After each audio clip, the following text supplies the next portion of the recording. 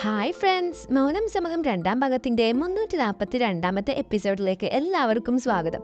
Channel ഇതുവരെ subscribe ചെയ്ത് കാണുന്നവരുണ്ടെങ്കിൽ തീർച്ചയായിട്ടും സബ്സ്ക്രൈബ് ചെയ്യുക, ലൈക്ക് ചെയ്യുക, ഷെയർ ചെയ്യുക, കമന്റ് ചെയ്യുക.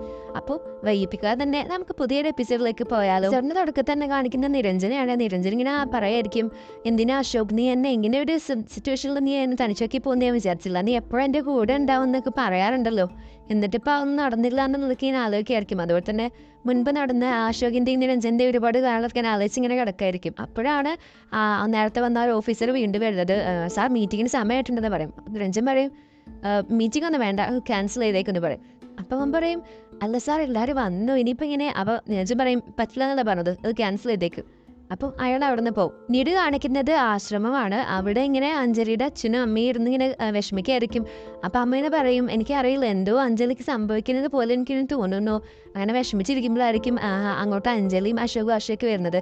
അപ്പം അഞ്ജലി വന്ന ഉടനെ തന്നെ അമ്മയെന്ന് പറഞ്ഞിട്ട് അമ്മയെ പോയി കെട്ടിപ്പിടിക്കുകയാണ്. അപ്പം അമ്മ ചോദിക്കും, അല്ല മോളെ എന്താ പ്രശ്നം, എന്തിനാ നീ കരയുന്നതെന്നൊക്കെ ചോദിക്കും. അപ്പം ആശ പറയും, അത് മുത്തശ്ശി, സത്യം പറഞ്ഞാൽ ഞങ്ങൾ അച്ഛൻ്റെ വീട് ഉപേക്ഷിച്ച് വന്നതാണ് ഇങ്ങോട്ടെന്ന് പറയാം. ഞങ്ങൾക്ക് ഞങ്ങളുടേതായ ഒരു ഐഡൻറ്റിറ്റി ഉണ്ടാക്കണം.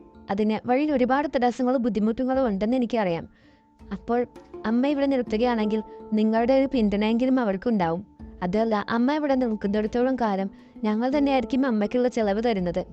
അല്ലാതെ അച്ഛനെ ആശ്രമത്തിലേക്ക് അയക്കുന്ന പൈസ കൊണ്ട് അമ്മ ജീവിക്കണമെന്ന് ഞങ്ങൾ ആഗ്രഹിക്കുന്നില്ല.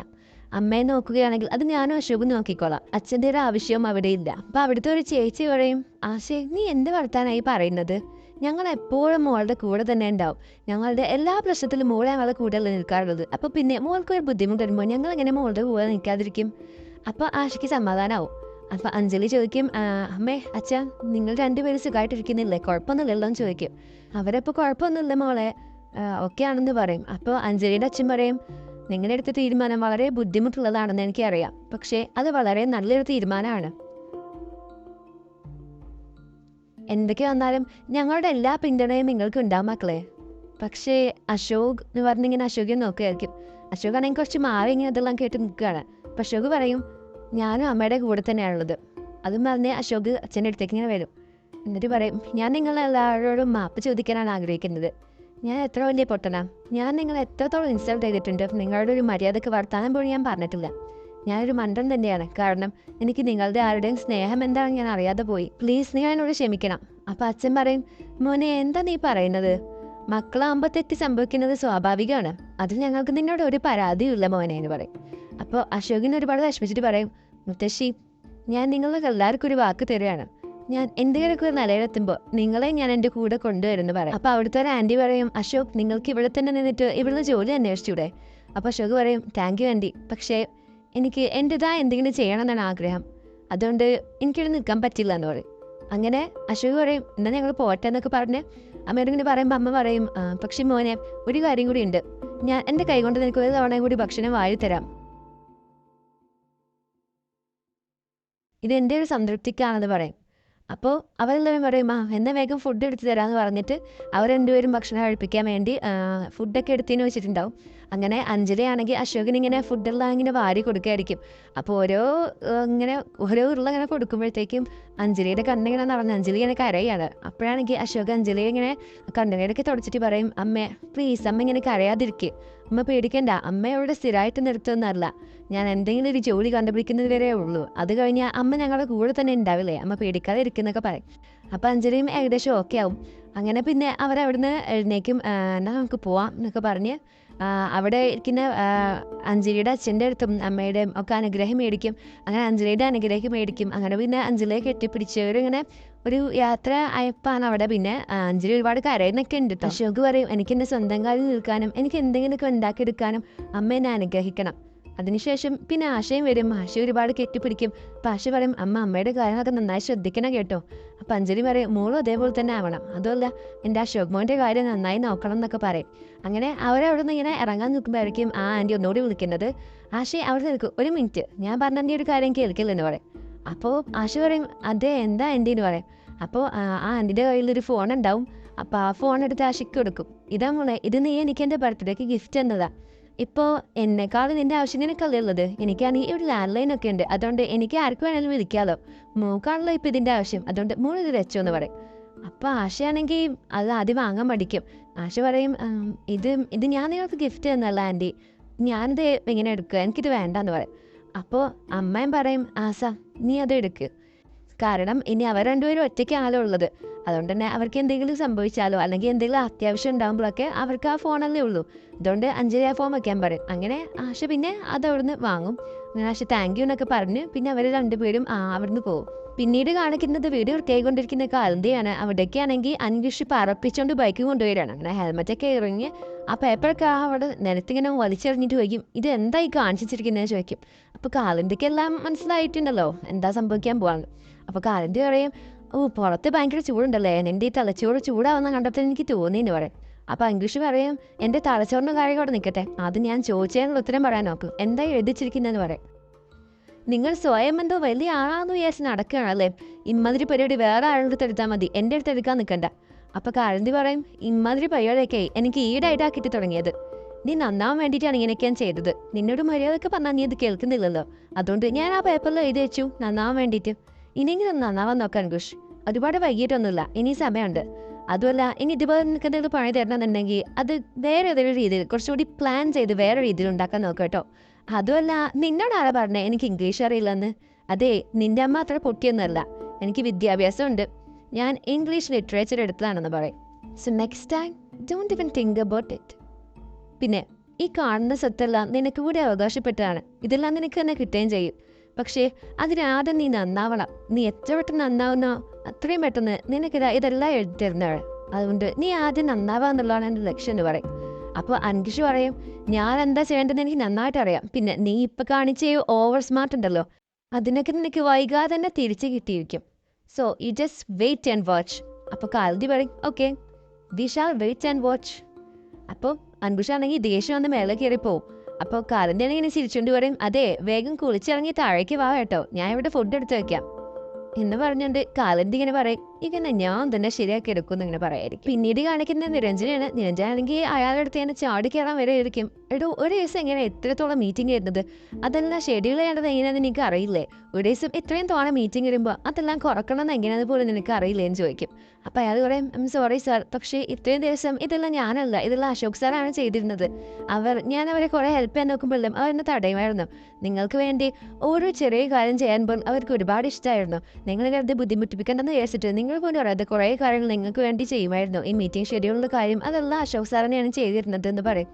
അപ്പോഴാണെങ്കിൽ ഇതെല്ലാം കേട്ട് നിരഞ്ജൻ ഒരുമാതിരിയാവും. അപ്പോൾ നിരഞ്ജൻ പറയും ശരി എന്നാൽ നിങ്ങളോട് പോയിക്കാ പറയും. അപ്പോൾ അയാൾ സോറി സാറിന് വാങ്ങിയിട്ട് അവിടുന്ന് പോവും. അതിനുശേഷം പിന്നെ നിരഞ്ജൻ ഇങ്ങനെ പറയായിരിക്കും അശോക് എന്തൊക്കെയാണെങ്കിലും നീ ഇങ്ങോട്ട് വരെ തന്നെ വേണം, വരാതെ നീ ഇവിടെ പോകാനാ, നീ ഇങ്ങോട്ട് എന്തായാലും വരണം അശോക് എന്നിങ്ങനെ നിരഞ്ജൻ ഇങ്ങനെ പറയും. പിന്നീട് കാണിക്കുന്നത് ഭരതിനെയാണ്. ഭരത് ഓഫീസിൽ നിന്ന് നിൽക്കുമ്പോഴായിരിക്കും അങ്ങോട്ട് സിദ്ധാർത്ഥ വരുന്നത്. ഗുഡ് മോർണിംഗ് സാർ, സാറിനെ വിളിച്ചിരുന്നോ?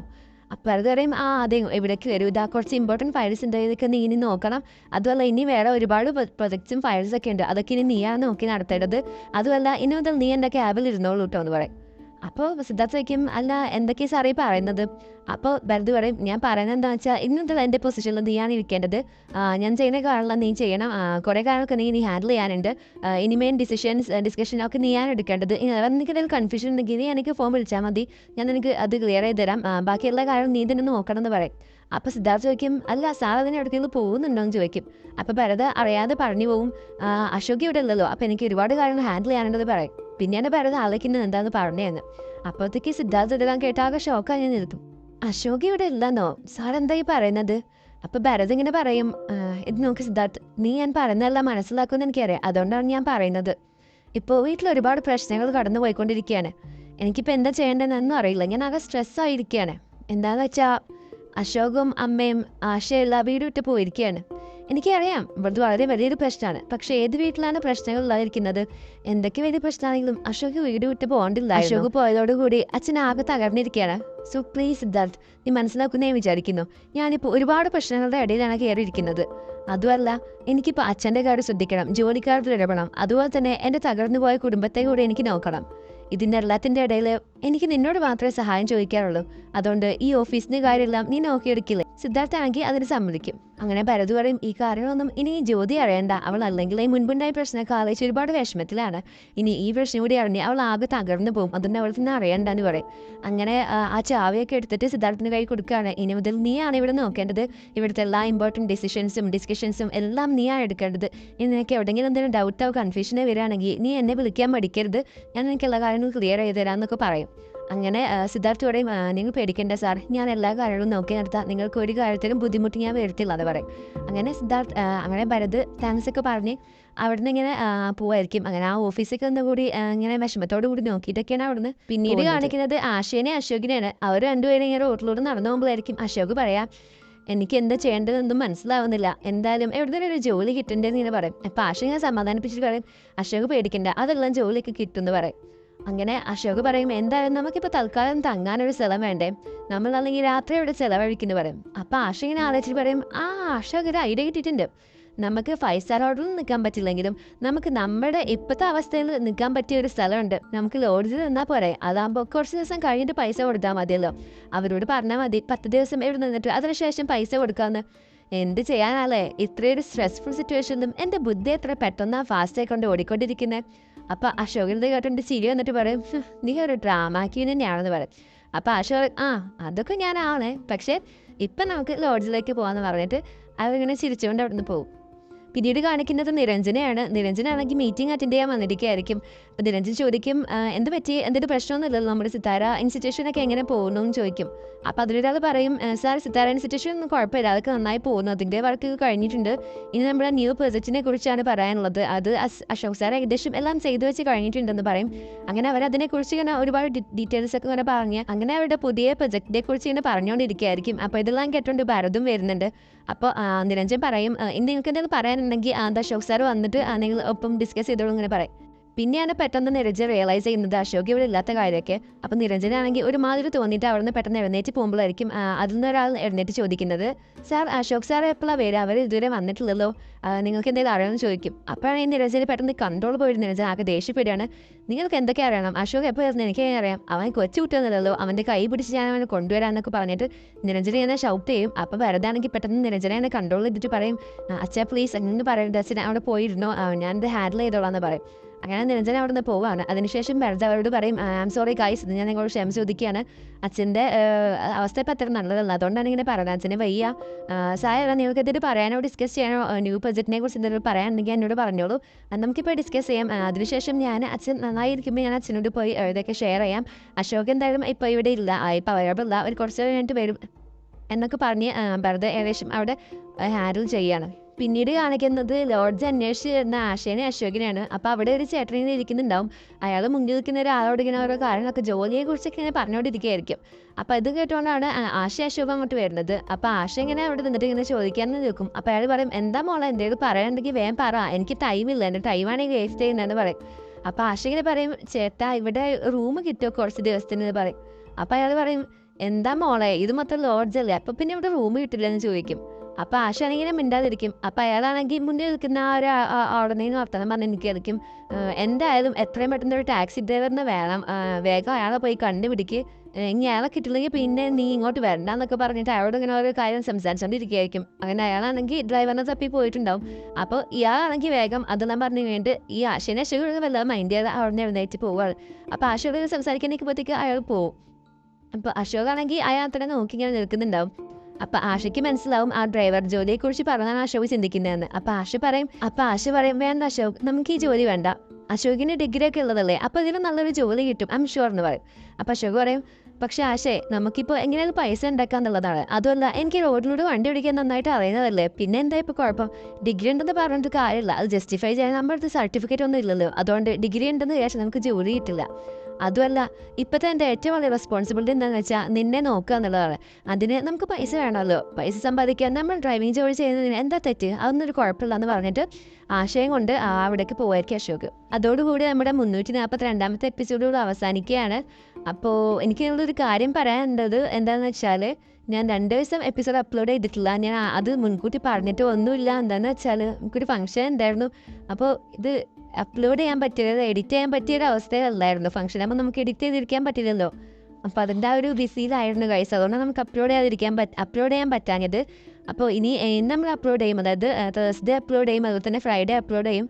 പക്ഷേ സാറ്റർഡേ നമുക്കൊരു പരിപാടി ഉണ്ട്. അതുകൊണ്ട് പരിപാടി പറയുമ്പോൾ നമുക്ക് നമ്മുടെ ഫാമിലി ഫംഗ്ഷനാണ് ഗൈസ്, നമുക്കത് ഒഴിവാക്കാൻ പറ്റില്ല. അതുകൊണ്ട് തന്നെ നമുക്ക് എഡിറ്റ് ചെയ്ത് ഫംഗ്ഷനിൽ പോയിട്ട് എഡിറ്റ് ചെയ്യാനൊന്നും പറ്റില്ലല്ലോ. അതുകൊണ്ടാണ് അപ്പോൾ നമ്മളിനി ഞായറാഴ്ച ആയിരിക്കും, പിന്നെ ശനിയാഴ്ച അപ്ലോഡിന് പകരം ഞായറാഴ്ച അപ്ലോഡ് ചെയ്യും.